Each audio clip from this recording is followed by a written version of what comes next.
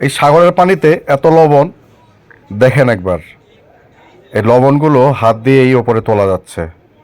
অনেক লবণাক্ত এই সাগরের পানি। আর এখানে এই পালং শাকগুলো দেখুন, এটি একেবারে তরতাজা। সেই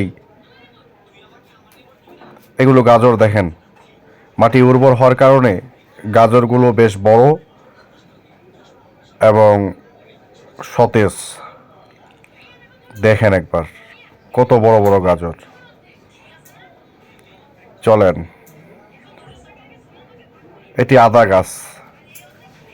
এই দেখেন আদা, দেখেন কতগুলো আদা ধরেছে।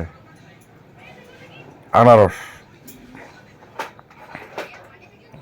আনারস খেয়ে দেখতে হবে। চলেন যাই, অনেক রসালো।